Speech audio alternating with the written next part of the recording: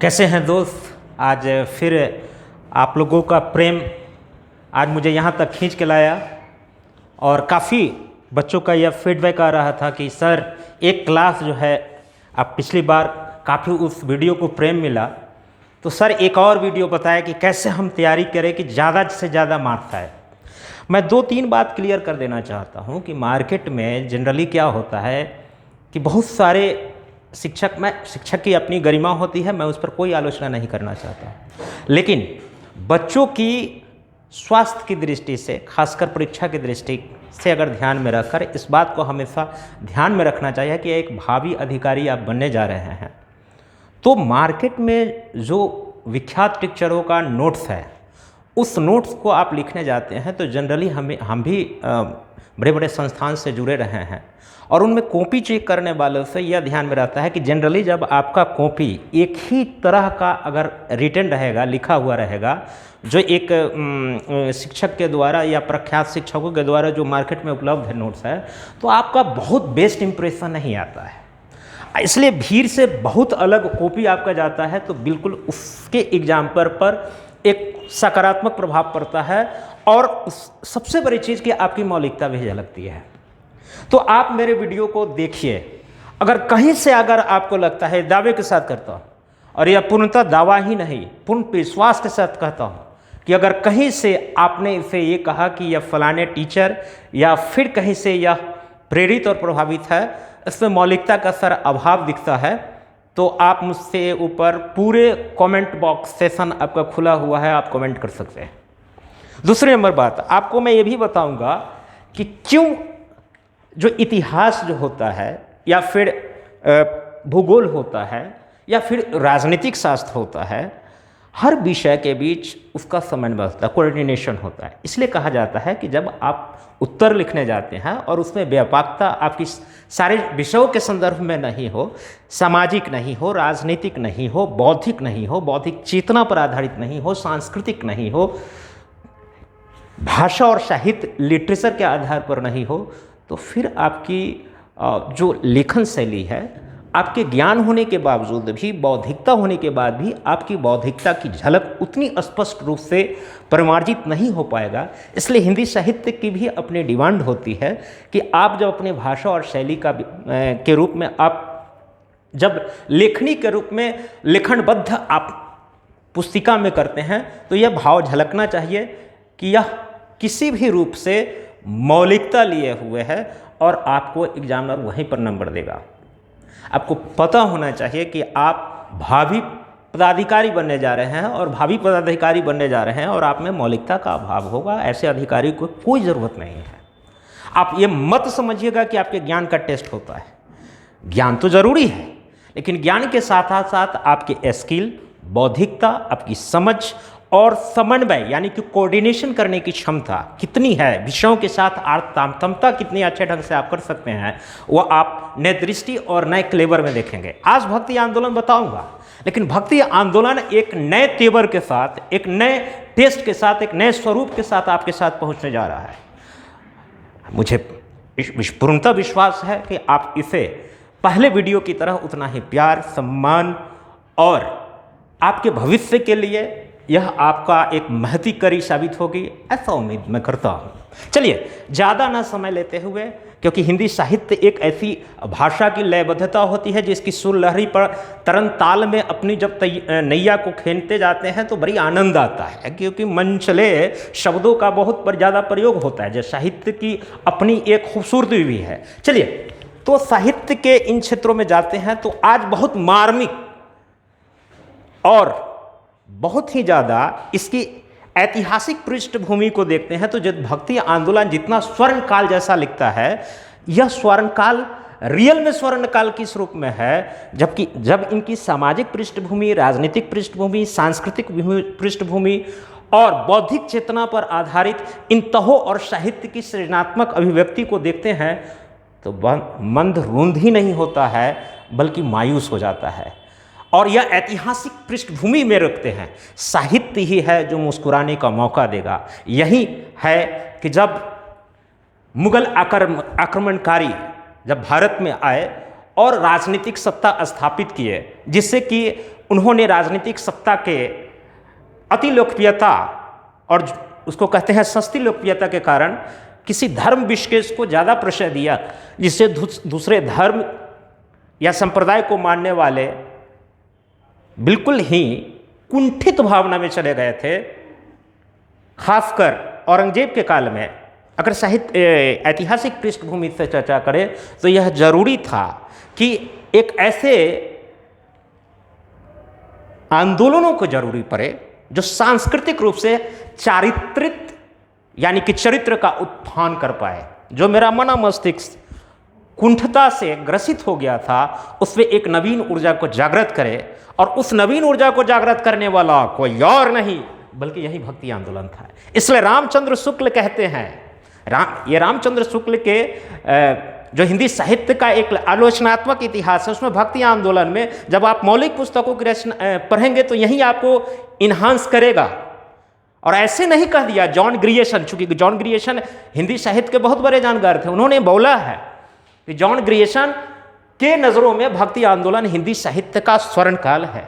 और मैं आपको इस आधार पर यह भी साबित करूंगा कि भक्ति आंदोलन का काल स्वर्ण काल कैसे है। इन सारी तथ्यों को टटोलेंगे और यह फिर से एक आपसे पुनः यह आपको यह भी बताना चाहता हूं कि आपका यह मौलिकता भरी नोट्स आपको मार्केट में मिल जाए तो फिर मुझे आप सेंड कर सकते हैं।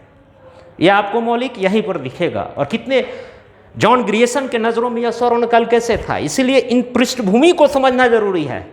पृष्ठभूमि अगर आप नहीं समझेंगे, जॉन ग्रियर्सन अगर कह रहा है कि यह स्वर्ण काल था तो किस रूप में था। मैंने एक छोटी सी वानगी आपको दे दी। हमारे पास एक वीडियो होता है, ऑनलाइन वीडियो होता है, जिसका एक खास क्षमता होता है कि उस क्षमता को हम 2 घंटा और 3 घंटा नहीं बोल सकता है। भक्ति आंदोलन पर मैं 9 से 10 घंटा अनब्रेकेबल बोल सकता हूँ, लेकिन मुझे पास बहुत समय लिमिट है। मैं बहुत ज़्यादा कम शब्दों में बहुत ज़्यादा चीज़ को आपको डालने का कोशिश कर रहा हूँ। इसके बहुत बड़े एस्पेक्ट है और यह ऐतिहासिक संदर्भ में भी कितना अपने आप में तथ्यों को छुपाए हुए है, अपने हृदय में, अपने अंतः चेतना में दबाए हुए है, आज उकेरने का प्रयास करूँगा। और आप इसे सूधी पाठक की तरह ही नहीं बल्कि एक सीरियस स्टूडेंट की तरह भी सुनेंगे, आपको लाभ पहुंचाएगा। चलिए, भक्ति आंदोलन जो 1375 से 1700 ईस्वी के शासन काल का है, पहले हम जानते हैं कि कोई भी आंदोलन हो या कोई भी विषय वस्तु हो, उसकी कहीं न कहीं पृष्ठभूमि होती है। बिना पृष्ठभूमि जाने हुए उस विषय या विषय वस्तु को समझना दुष्कर ही नहीं काफ़ी दुष्कर होता है। इसलिए पृष्ठभूमि को जानना बहुत जरूरी है कि भक्ति आंदोलन का उभरना किस रूप में हुआ।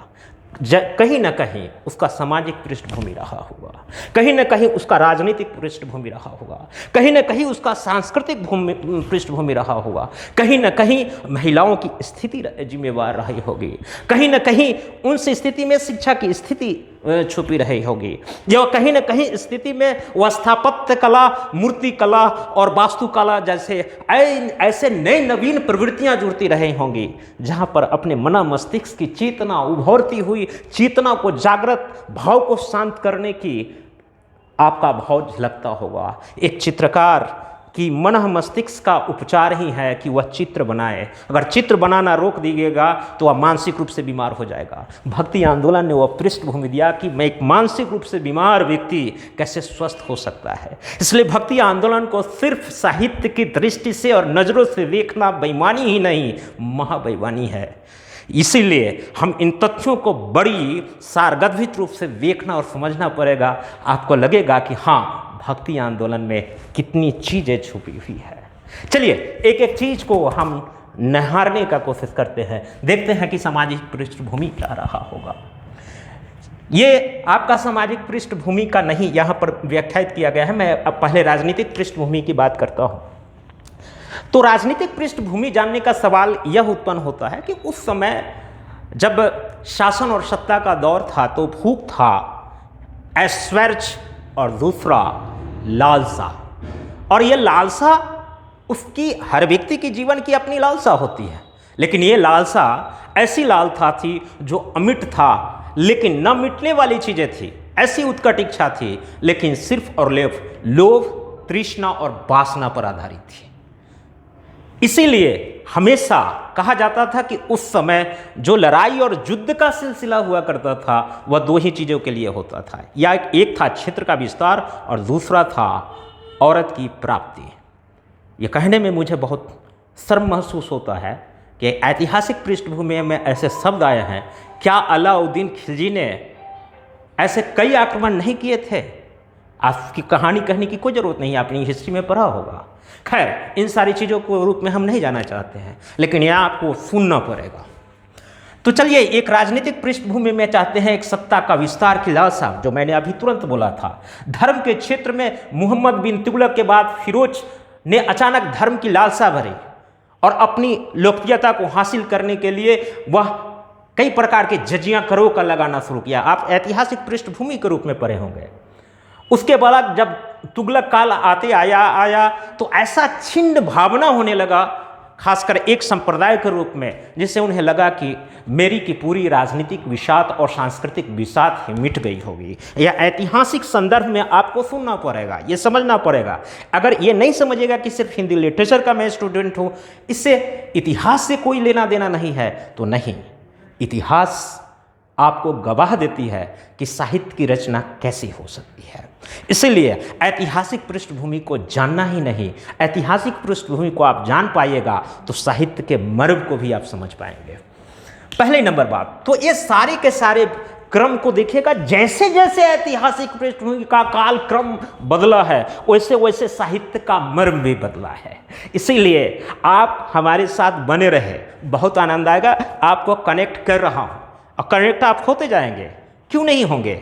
आपको एक नई अभिरुचि और नई प्रवृत्तियों के साथ हिंदी साहित्य एक नए तेवर के साथ पढ़ने का मौका मिल रहा है। चलिए, एक आता है कि धर्म के क्षेत्र में हमने कह दिया, दूसरा है शक्ति प्रदर्शन की लालसा। मैंने पहले ही बोला था कि यह विस्तार था कि हम अपने क्षेत्र का विस्तार करें, अपने शक्ति का प्रदर्शन कैसे करो, यानी कि मैं ही अनहलक की भावना आएगी, यह फना फिस्ट हो जाएगा। आऊँगा सूफियाना अंदाज में और तसव्वुफ़, जिसको रहस्यवादी प्रवादी कहेंगे। फना फिस्ट से फनी इस्पास्ट की तरफ हम चलेंगे, यह सूफियाना अंदाज में पढ़ेंगे, जो भक्ति आंदोलन का मर्म है। हिंदी लिटरेचर में भी पढ़ाने के साथ साथ हिस्ट्री में भी पढ़ाया जाता है। लेकिन यह सब कुछ दिल थाम के बैठिए, सब कुछ सुनने को मिलेगा एक नई कलेवर में। चलिए, उसके बाद शक्ति का प्रदर्शन की लालसा तो थी, उसके बाद परस्पर राग और द्वेष था, कहीं भी प्रेमचारा भाईचारा की बातें नहीं थी। अविश्वास था, एक दूसरे पर अविश्वास था। और खासकर कौटिल्य ने, शायद कौटिल्य के शास्त्री ये ज़्यादा प्रेरित और प्रभावित थे कि आपका पड़ोसी स्वाभाविक रूप से दुश्मन है और पड़ोसी का पड़ोसी स्वाभाविक रूप से आपका दोस्त है। ये सप्तान सिद्धांत और मंडल सिद्धांत से ऐसा लगता है कि ये बहुत ज़्यादा प्रभावित रहे होंगे, शायद उसी का यह दिन था। खैर, इन सारी चीज़ों की विवेचना तो हम बाद में करेंगे, लेकिन यह अविश्वास, राजनीतिक एकता का अभाव, राजनीतिक दूरदर्शिता का भार, राजनीतिक दूरदर्शिता का परिणाम है कि हमने बहुत सारा समय गुलामी में बिताए हैं। और हमारी मानसिकता, मेंटलिटी आज भी गुलामी की क्यों है? क्योंकि हमें स्वतंत्र हुए बहुत ज़्यादा दिन नहीं हुआ है, इसलिए मेंटलिटी हमारी भी गुलाम की प्रदर्शित करती रहता है। बहुत कड़वी प्रश्न है, लेकिन उसका उत्तर सुनना पड़ेगा। चलिए, ये तो हो गया कि आपका राजनीतिक पृष्ठभूमि क्या था, यानी कि इन सारी चीज़ों के ऊपर चलेंगे। सामाजिक पृष्ठभूमि के रूप में क्या क्या था? आपका समाज जो है वर्ग, जाति, लिंग, धर्म, क्षेत्र के आधार पर बटे हुए थे। उनमें कोई सांस्कृतिक रूप से समन्वय की स्थिति नहीं थी।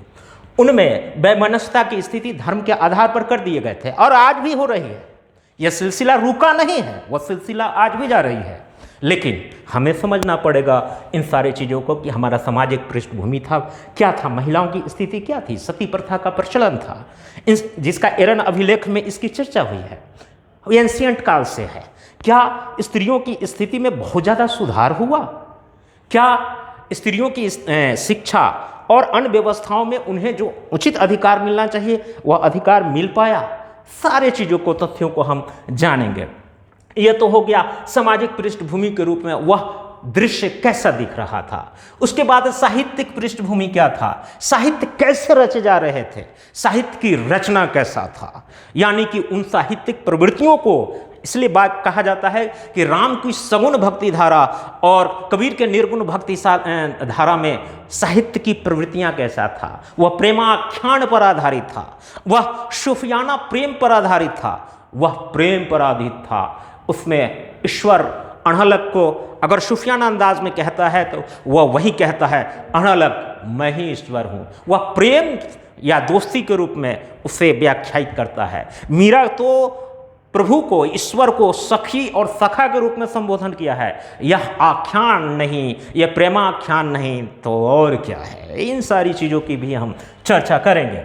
चलिए, और उसके बाद सांस्कृतिक पृष्ठभूमि क्या रही होगी, भक्ति आंदोलन का अखिल भारतीय कैसे बना दिया। कहा कि रामानंद जो है उत्तर भारत तक भक्ति आंदोलन को उठाकर लेके आ गए, यानी कि भक्ति आंदोलन तो पैदा हुई थी साउथ में और उत्तर की ओर लेकर चले आए रामानंद। रामानंद के कई शिष्य हुए और उन शिष्यों में से उन्होंने और भक्ति आंदोलन को बढ़ावा किया, फैलाया। यह बिल्कुल आगे हम पढ़ूंगा क्योंकि एक लंबा वीडियो बन जा सकता है जिसमें राम की भक्ति धारा और कृष्ण की भक्ति धारा या प्रेमाख्यान की धाराओं के रूप में हम जब बांटते हैं तो यह आएगा। यह प्रबोधन साहित्य का या काव्यात्मक धारा का या प्रबंधन काव्य का उदाहरण है। प्रबंधन काव्य का उदाहरण में जैसे रामायण प्रबंधन काव्य का उदाहरण है, महाभारत एक प्रबंधन काव्य का उदाहरण है जिसमें एक व्यक्ति को लौकिक बना दिया गया और उसे लौकिक रूप से बनाया कि आपका चरित्र राम की तरह होना चाहिए। इसलिए राम एक चरित्र है, उन्हें लौकिक स्वरूप दिया गया, यानी कि राम से नाम से माने वह व्यक्ति से बड़ा उसका नाम हो गया, यानी कि राम न बड़ा होए राम नाम बड़ा ही होए। तो ये ऐसा है कि नाम बहुत महत्वपूर्ण हो गया। इसलिए आज भी कहते हैं कि राम के जैसा चरित्र होना चाहिए, है कि नहीं। ये सारी की सारी चीजें यानी कि चारित्र उत्कृष्टता के भाव लाने में, चरित्र रूप में आप सर्वोत्कृष्ट दिखे, आप में चरित्र का विकास हो, इसलिए ऐसे काव्यों का रचना दिया गया। इस रचना का कभी भी अगर आप संकीर्ण रूप से माने लगाते हैं कि यह धार्मिकता का प्रभाव लिए हुए है तो आपकी समझ पर मुझे तरस आएगी। इतने साहित्य और लिटरेचर की अगर आप इतनी पृष्ठभूमि के जानने के बाद अगर आप जानते हैं कि सिर्फ और सिर्फ इनकी रचना हुई है तो यह सिर्फ और सिर्फ आपकी यह पूरी की पूरी भक्ति आंदोलन की बेइज्जती होगी। इसलिए बार बार कह रहा हूं, इन पृष्ठभूमि को समझना बहुत जरूरी है, तभी भक्ति आंदोलन के भाव को और प्रवृत्तियों को समझ पाएंगे। इसलिए ये सारी की सारी साहित्यिक पृष्ठभूमि आएगी। सांस्कृतिक पृष्ठभूमि, सांस्कृतिक पृष्ठभूमि का मतलब बहुत लोग सोचते हैं, कई बार हिस्ट्री के प्रश्न आ जाते हैं या फिर आईआर के भी प्रश्न आते हैं पॉलिटिकल साइंस में कि सांस्कृतिक, देखिए अभी इसका कितना व्यापक संदर्भ है और आपको नंबर क्यों अलग हुआ इसलिए देगा क्योंकि उसके पीछे आपको 3-4 एस्पेक्टेशन को देखना पड़ेगा। जैसे बोलेगा भारत और ईरान के बीच सांस्कृतिक संबंधों को बताए। अब सांस्कृतिक का मतलब लोग अगर एस्पेक्ट नहीं जानते हैं तो भी दिक्कत है, हिस्ट्री वाले पढ़ते हैं उनका एस्पेक्ट नहीं जानते हैं तो भी दिक्कत है, और हिंदी लिटरेचर में तो दिक्कत ही दिक्कत है। तो साहित्य की कितना विधा हर विषयों पर इम्पैक्ट के रूप में देखा जा सकता है, वह साहित्य की अपनी खूबसूरती है।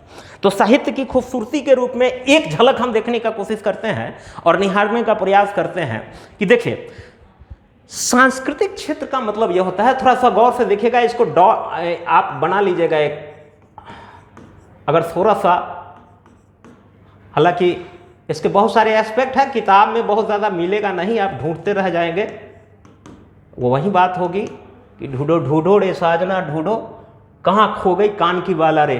तो वो कान की बाला की तरह ये मिलेगा कि नहीं मिलेगा कहना बड़ा मुश्किल है। लेकिन देखिए संस्कृति के रूप में होगा शिक्षा, शिक्षा के रूप में क्या है, महिलाओं की स्थिति क्या थी, महिलाओं की स्थिति। अब बोलेंगे कि महिलाओं का स्थिति कैसे आएगा, मैं अभी बताऊंगा। महिलाओं की स्थिति, मैं बार बार कह रहा हूं कि हिंदी लिटरेचर में भी मैथमेटिक्स की तरह नंबर क्यों आएंगे, या डायग्राम से आज आपको पता चल जाएगा। खीसा कहानी लिख देने से, आ जाके दो चार गो काव्यात्मक शैली लिख देने से, उसमें दो चार गो इन्वर्टेड कॉमा में लिख देने से, कुछ कोटेशन लिख देने से आपको लगता है हिंदी लिटरेचर में प्रभावित हो जाएगा। वो बैठा हुआ बेवकूफ़ आदमी है। जब तक ये पूरा एस्पेक्ट नहीं लिख के आइएगा आपको नंबर नहीं देगा। हिंदी साहित्य में 70 से 75% मार्क्स उठाया जा सकता है, लेकिन इस रूप में आएगा। आपको ये दिखाना पड़ेगा। आपको लगता है कि हिंदी लिटरेचर में भाषा में इतना नंबर आ सकता है। हिंदी लिटरेचर में एक हिंदी लिटरेचर ऐसा लिटरेचर है जिसमें आप 80% भी उठाया है लड़का, और वो भी IIT का पढ़ने वाला लड़का। वो कौन सा खीसा कहानी और कविता गढ़ता होगा, लेकिन आया है वह इस रूप में आया होगा जो आपको पढ़ाने का तरीका मैं बता रहा हूं। महिलाओं की स्थिति,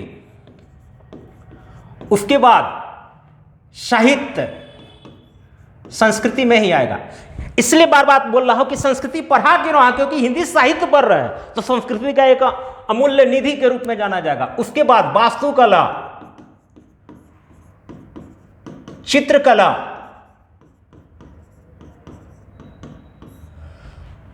है कि नहीं, पेंटिंग तो चित्रकला ही हो गया, वास्तुकला, चित्रकला, साहित्य, महिलाओं की स्थिति, शिक्षा, भाषा विज्ञान पढ़ना है कि नहीं, भाषा, ये सब आता है।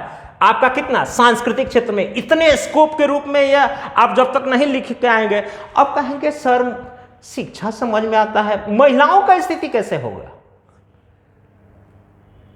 ये कैसे सांस्कृतिक क्षेत्र में आएगा। अब देखिए, सांस्कृतिक और जो आपका सांस्कृतिक शब्द जो होता है, इसको हम पहचानेंगे कैसे, इसका मैं एक मैथमेटिकल फार्मूला देता हूं। अब लगे मैथमेटिकल फार्मूला कैसे हो निकलेगा, तो जो चीज अंतः चेतना से उभरती है, जो अंदर से आती है, यानी कि उसका बाह्य प्रकटीकरण नहीं किया जा सकता है, अंतः चेतना से उभर के आए, वह सारा का सारा एस्पेक्ट जाएगा संस्कृति में। अब कहेंगे सर शिक्षा बता दीजिए कि ये संस्कृति में कैसे आएगी, तो शिक्षा अंतः चेतना से आती है। शिक्षा का कभी बाह्य प्रकटीकरण नहीं होता है, क्योंकि आपकी मौलिकता आपके अंदर से उभर कर आती है, इसलिए शिक्षा संस्कृति का स्वरूप है। महिलाओं की स्थिति, महिलाएं तो बाहर दिखती है, हम उसको देखकर भाव भंगिमा देते हैं, रिएक्शन देते हैं, तो फिर यह संस्कृति कहेगी अंतः चेतना। तो अंतः चेतना से हम या तो सम्मान करते हैं या नहीं करते हैं, उन्हीं को माँ कह देते हैं, और नहीं कहता तो मम्मी डैड जो कहना है वो भाषा के रूप में करते हैं। तो ये भी महिलाओं की स्थिति सांस्कृतिक क्षेत्र में आएगी, है कि नहीं। उसके बाद साहित्य इसलिए कहा गया है, जयशंकर प्रसाद लिखे हैं कामायनी में, तो मनु, श्रद्धा और ईरा, ये तीन पात्र हैं। मनु मन का प्रतीक है, श्रद्धा हृदय का प्रतीक है, और ईरा पूरे शरीर का प्रतीक है। और तीनों में समन्वय नहीं हो, समतुल्य का स्थिति नहीं हो, तो व्यक्ति क्या हो जाता है, वही व्यक्ति जो है आपका विकृत स्वरूप का हो जाता है।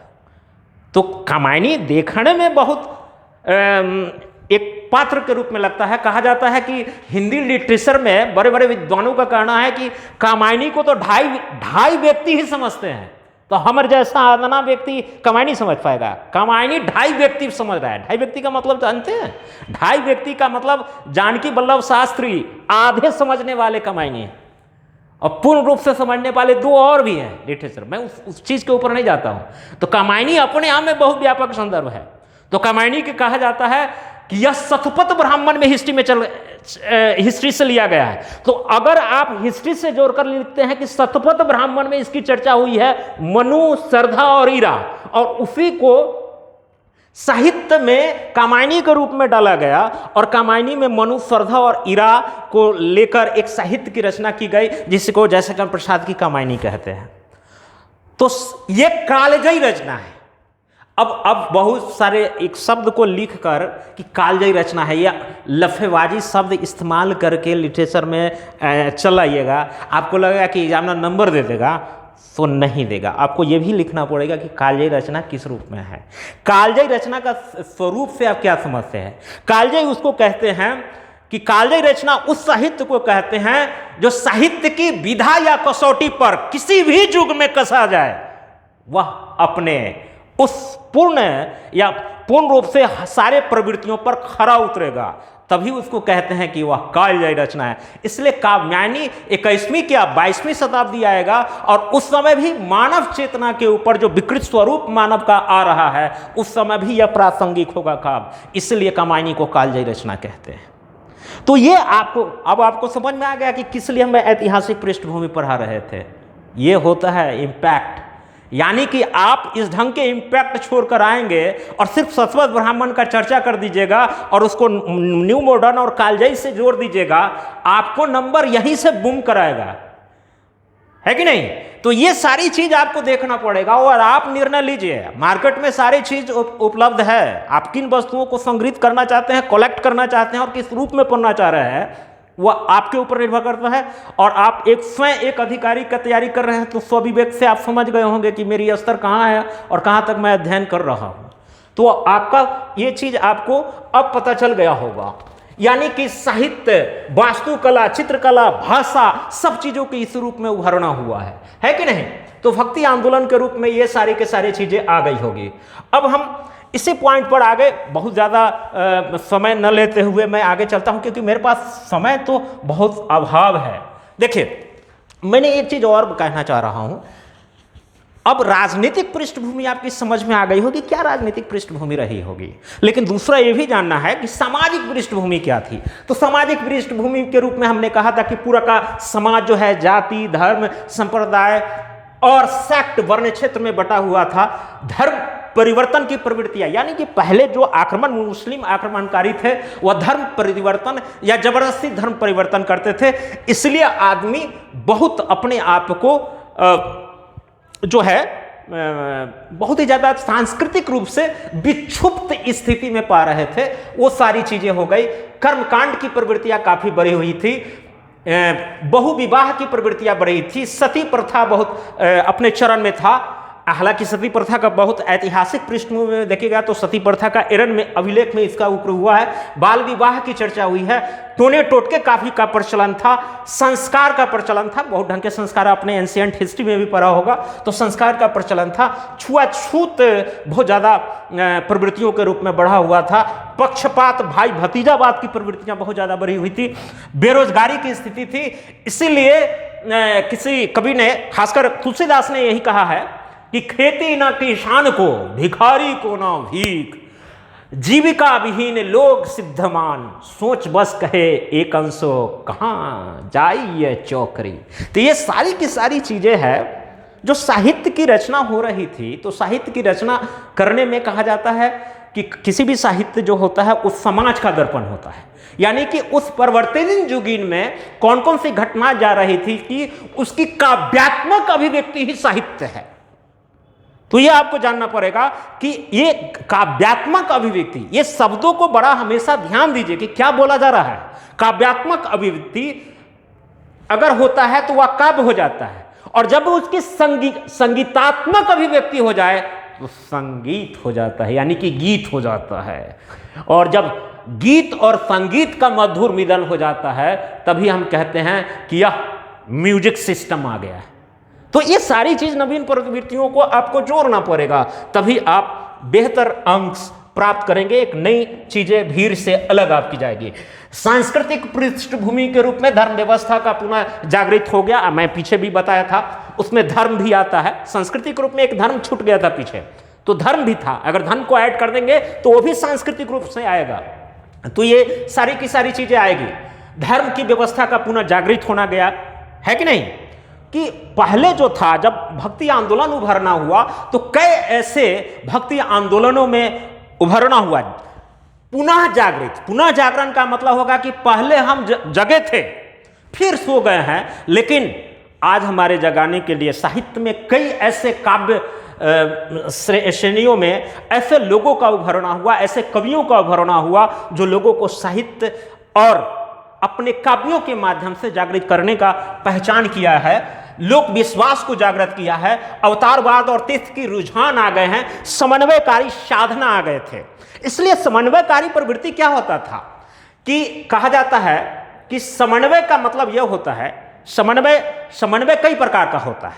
स्वामी और दास का समन्वय हो सकता है, मालिक और नौकर का भी समन्वय हो सकता है।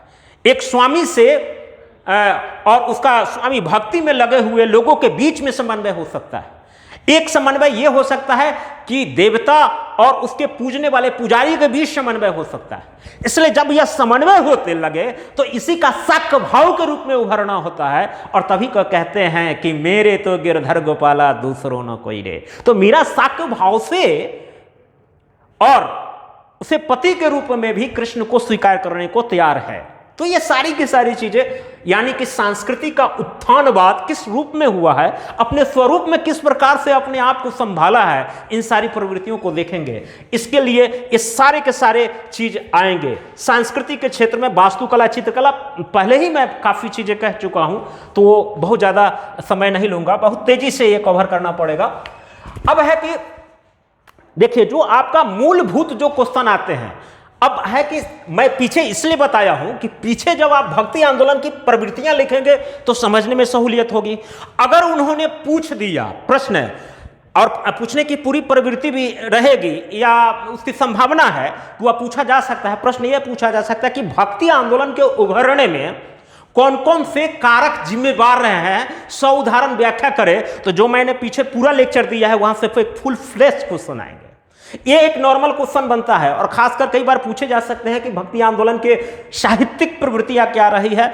अगर उनके भक्ति काव्य के रूप में अगर काव्य का उभरना हुआ है तो काव्य में ऐसी कौन कौन सी आवृत्तियां देखने को मिली है, उन सारी प्रवृत्तियों को हमने जाना है। देखिए, भक्ति जो है, भक्ति आंदोलन भी कई शाखाओं में बटा हुआ था, आगे मैं बताऊंगा। लेकिन एक उसमें से एक शाखा था जो संत काव्य था, और संत काव्य ज्ञान पर जोर देता था। इसमें गुरु की महिमा की बातें की गई है कि नहीं। उसमें कबीर भी थे। इन सारे लोग ज्ञान मार्गी कहलाए। ऐसे कवि क्या कहलाए? ज्ञान मार्गी कहलाए। और ईश्वर के निकट जाने का सबसे जो तरीका बताया गया, उस समय बताया कि बहुत ढंग के आप ईश्वर को प्राप्त करने या ईश्वर के निकट जाने के ऊपर प्रयास कर सकते थे। मैं ये भी बताऊंगा कि ईश्वर की आवश्यकता क्यों पड़ी। ईश्वर की याद हम नॉर्मल स्थिति में नहीं करते हैं। जब हमारे भरपेट भोजन मिले, ऐशो आराम की चीजें रहे, तो हम ईश्वर को भूल जाते हैं। ईश्वर की याद करते हैं अपने निकृष्टतम दिनों में, जब हमारा सांस्कृतिक का ह्रासवाद अपने चरम स्थिति पर पहुंच जाता है, तो ईश्वर को स्मरण करते हैं। तो और चूंकि वह सांस्कृतिक रूप से ह्रासवान किन परिस्थितियों में हुआ है, पूरा उसका ऐतिहासिक संदर्भ मैंने समझा दिया है आपको। तो यह है कि ईश्वर के निकट जाने का सबसे आसान तरीका बताया गया। उसमें कर्मयोग था, हठ योग था, जोग मार्ग था, लेकिन यह सभी में सबसे जो आसान था, जो एक कॉमन पीपुल भी कर सकता था और बड़ी आसानी से कर सकता था, अपनी मानसिक जो अवसादवाद की स्थिति में जो पहुंच गया था, उसमें कैसे उत्थान चारित्रिक रूप से कर पाए, उसमें उन्होंने एक नए आंदोलनों का उभरना हुआ। उसी को भक्ति आंदोलन कहा गया। यानी कि कर्म योग, जोग मार्ग और हठ योग में सबसे आसान हो गया भक्ति आंदोलन। और इसी भक्ति आंदोलन का कहा गया कि यह प्रेमाख्यान है, यह प्रेम के लिए आख्यान करते हैं। यह आख्यान है कृष्ण भक्ति धारा, यह आख्यान है राम भक्ति धारा, जो निर्गुण भक्ति धारा का, जो एक सगुण भक्ति धारा का उदाहरण है। उसमें उसी तरह से एक निर्गुण भक्ति धारा का उभरना हुआ है कि नहीं। वो भी प्रेमाख्यान का एक स्वरूप है।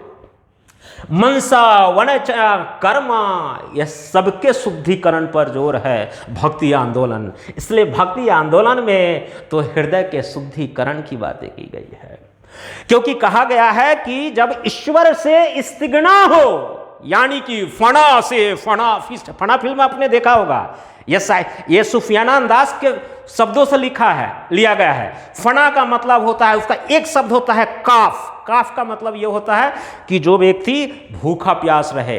कन्नत का मतलब होता है कि ईश्वर माने उस अल्लाह से मिलने की जो यात्रा है, वो वृत्तांत, वो मैं सूफी बात पर आऊँगा तो उसमें सारे के चार शब्दों से मिलकर बना है, वो सारी चीज़ बताऊँगा। मैंने सिर्फ एक वानगी बता रहा हूँ कि किस प्रकार से होगा। यानी कि आपका जो है आपका कैसे ईश्वर के नज़दीक आप पा सकते हैं, जा सकते हैं, अपने मन को कैसे शुद्धिकरण कर सकते हैं। यानी कि मन का इस्तिग्ना कैसे ईश्वर के साथ हो सकता है। इस्तिग्ना का मतलब यह उर्दू का लफ्ज़ है, जिसका मतलब यह होता है कि मिलन, ईश्वर के साथ मिलन। और जब यही हिंदू धर्म में हो गया है तभी कहते हैं कि यानी कि आपका जो हृदय है, मन है, वह जब ईश्वर में मिलन हो जाता है तो उसको को कहा जाता है कि उसने मोक्ष यानी कि सेलिब्रेशन को प्राप्त कर लिया है। तो ये सारी की सारी चीजें इस भक्ति आंदोलन को मिलने को मिला है। नाम की महिमा है, नाम की महिमा है, इसलिए तुलसी कहते हैं राम से बड़ा है राम का नाम। इसलिए राम का गुणगान कीजिए, राम का भजन ही जपिए, है कि नहीं। धार्मिक, राजनीतिक और बौद्धिक, सामाजिक, सांस्कृतिक ये सारे चीजों का समन्वय पर जोर दिया। इसलिए मैं शुरू में कहे या भक्ति आंदोलन में ना कोई राजा है ना कोई रंक है, सबके लिए ईश्वर की प्राप्ति आसान है। वह आसान मार्ग है भक्ति। भक्ति से शक्ति मिलती है, शक्ति से आराधना कीजिए, ईश्वर से मिलन हो जाएगी, मन का शुद्धिकरण होगा। यानी कि है पीऊ चली है पिया से मिलने, और जब यह मिलन हो जाए इसी को कहा गया इस्तिग्ना, इसी को हिंदी लिटरेचर में कह दिया गया या एक धार्मिक ग्रंथों में कहा जाता है, यह मोक्ष की प्राप्ति हो गई। चलिए, और इसीलिए धार्मिक, राजनीतिक, बौद्धिक, सांस्कृतिक समन्वय में से एक जो उन्होंने सामाजिक समन्वय की बात करते हुए तुलसीदास रामचरितमानस में लिखते हैं कि दैहिक दैविक न होई एक समाना, राम राज्य न कभी ना आवा। इसलिए राम राज्य राम का नाम नहीं है, राम के यशोगान की चारित्रिक रूप से उत्कृष्ट भाव का मानवीय स्वरूप है। आइए उससे अंकन कीजिए, मंचन कीजिए और मंथन कीजिए, विवेचन कीजिए। इसलिए राम अपने आप में पुरुषोत्तम है, यानी कि पुरुषों में उत्तम है। यह इसलिए है कि उनके श्रेष्ठ आत्मा का विकास अपने श्रेष्ठ चारित्रिक रूप में विकास करना होगा। इसलिए बहुत संकीर्ण आईने से, एक ऐनक से या चश्मों से देखने की जरूरत नहीं है, इसे व्यापक दृष्टिकोण और व्यापक संदर्भ के रूप में देखने की आवश्यकता पड़ेगी। चलिए, और तेजी से कवर करते हुए आगे देखते हैं। और चलिए, भक्ति की धारा, धाराएं तो बहुत वही, लेकिन भक्ति की काव्य धारा जब बढ़ते हैं तो उसे रसोस्वादन और रसोकांठ जब करते हैं तो आनंद की अनुभूति होती है, जिसमें आकंठ डूबकर साहित्य की धारा में लोटपोट कर कई सृजनात्मक क्षमताओं को अपने आप में रहोद्घाटन कर किया, और कई कवियों ने किया है और खुलेआम तौर पर किया है। देखिए, साहित्य की कई विधाएं उभरेगी और देखते हैं उन विधाओं में से कई विधाएं तो मैंने आपको बताया है। उन विधाओं में से सामान्य आप ब्लैक बोर्ड पर देखें कि कौन सी विधाओं का उभरण हुआ। ये विधाएं थी राम की भक्ति काव्य धारा, ये विधाएं थी कृष्ण की भक्ति धारा, ये विधाएं थी संत कवि की धारा जो ज्ञानवर्गी काल है, और ये धाराएं थी सुभी काव्य धारा जो प्रेम मार्गी कहलाए।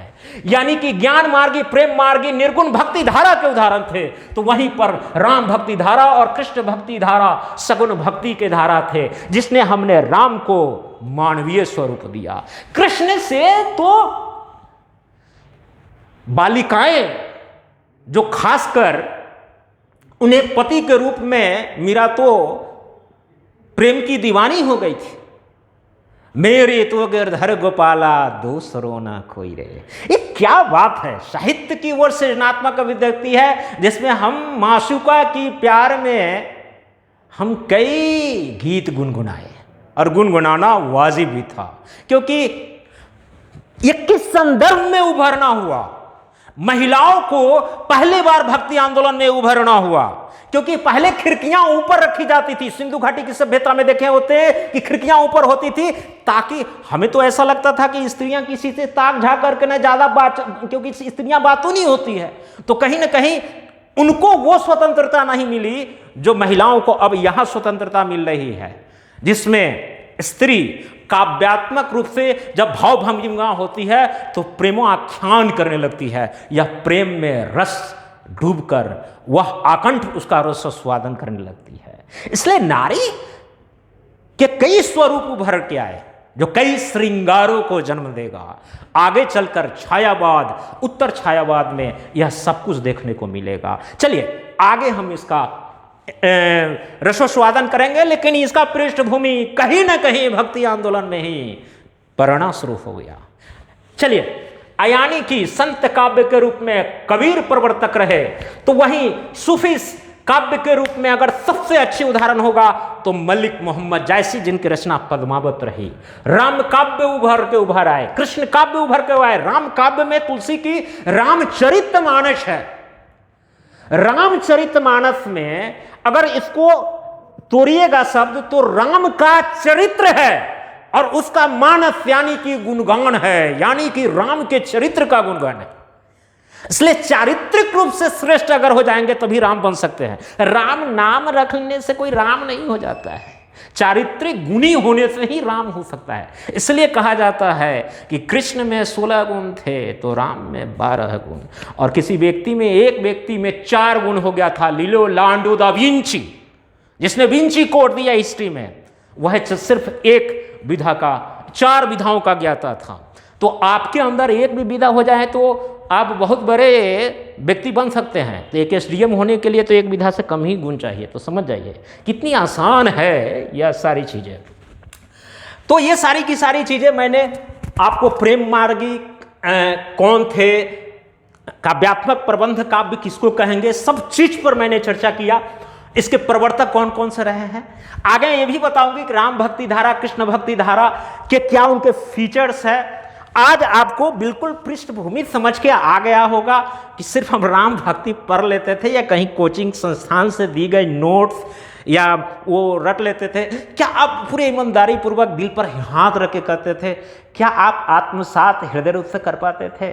आज इस वीडियो के बाद पता चल गयागा कि अब आप उसी चीज को पढ़ने जाइएगा तो आप हृदय से महसूस कीजिएगा कि अगर तुलसी रामचरितमानस में दैहिक दैविक न हुई एक समाना, राम राज न कभी ना आवा, अगर वह कह रहे हैं तो वह समन्वय की बात कर रहे हैं। वह समन्वय कुछ और नहीं, सामाजिक समन्वय की बात कर रहे हैं। अगर बेरी जूठा बैर खा रहा, उसके जूठा बैर राम खा रहे हैं, तो यह छूत और अछूत के बीच जो खाई बैठी है उनके समन्वय की बात कर रहे हैं। और जब ऐसा समन्वय हो जाए तो वहीं पर राम राज आ जाएगा।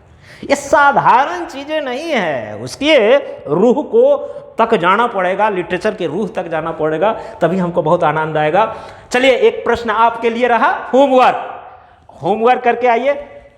और ये मैं कह रहा हूं कि अभी तक यह क्वेश्चन बीपीएससी का तो औकात नहीं है, ये यूपीएससी का औकात है इस टाइप का क्वेश्चन पूछने के लिए। यह प्रश्न यह होगा, और ये क्वेश्चन को आप लिख के लेने का प्रयास कीजिएगा कि निर्गुण के कबीर, और निर्गुण नहीं है ये सगुण होगा, और सगुण के तुलसी के बीच समानता और असमानता के बिंदु पर विश्लेषण कीजिए, 100 उदाहरण समझाइए। यह प्रश्न जिस दिन आएगा और जिसने लिख दिया है वही लिख सकता है जो पूरा व्याख्यान को सुना है। ऐसा नहीं कि कुछ 2-4 गो लाइन में कविता लिख दिए। तो मैंने कई लोगों के मुंह से मैं ये भी सुना हूँ कि 2-4 गो कविता का वो लोकोक्ति और पॉइंट लिख देने पर खूब नंबर आता है। ये आपका भ्रम है। आप 1-2 उदाहरण भी दीजिएगा ना, जितना मैं उदाहरण दिया हूं तो ना ही आप उदाहरण देके आइएगा, 1-2 भी। और जो ग्राफिक्स लिखाया हो, ग्राफिक्स आपके अंदर है तो गारंटी देता हूं 70% से जिस दिन मार्क्स कम आ जाएगा तो आप मुझसे मिलके बता दीजिएगा, ये 70% प्लस आएगा मार्क्स, गारंटी का होगा। वह तो एग्जामिनर नाचेगा गाएगा, एक नया कॉपी मिला है एक नए तेवर के रूप में। That's it. आज की मुलाकात बस इतनी, मुलाकातें होती रहेगी, समय निकालकर आपसे मुलाकात होती रहेगी। आप इसी ढंग से प्रेम का रस बरसाते रहे, क्योंकि भाषाएं जब साहित्य के रूप में होती है तो चीज़ें भी साहित्यिक निकलने लगती है। तो आज साहित्य के कलेवर में हूँ, उसी रंग में रंगा हूँ, तो फिर एक नई मुलाकात, एक नई तेवर, एक नए विचार के साथ। That's it. हाँ, और एक बात आप जान जाइए, रिजल्ट आपको चाहिए, नियमित रूप से लेखन कार्य में लग जाइए, और जो भी हो सकेगा मैं आपके साथ हूं और हमेशा तत्पर हूं आपके साथ। टेस्ट सीरीज से जुड़े और जो संस्थान के द्वारा प्रोवाइड करा दी जाएगी। और चूंकि हम आपको व्यक्तिगत रूप से फ़ोन नहीं दे सकते हैं क्योंकि हमारी बहुत व्यस्तता रहती है, तो संस्थान में आप फ़ोन करके आप सारी चीज़ें आप ले सकते हैं, बातचीत कर सकते हैं। जो भी होगा, क्लास अगर आपको चाहिए तो क्लास आप उस ढंग का होगा तो ऑनलाइन ऑफलाइन दोनों प्रोवाइड कराए जाएंगे। और ये सारी चीज़ें होगी, और संस्थान में और इंक्वायरी के लिए आप संस्थान या सर के निर्देशन में जो भी होगा आप उनसे संपर्क कर सकते हैं। That's it. आपका शुभ दिन हो, मंगलमय हो और एक नई ऊर्जा के साथ लग जाइए। ये तो बेहद ऊर्जावान विषय भी है, तो ऊर्जा के साथ क्या आप असीम ऊर्जा के साथ लग जाइए। That's it. आपसे फिर नेक्स्ट मुलाकात एक नई ऊर्जा के साथ। That's it.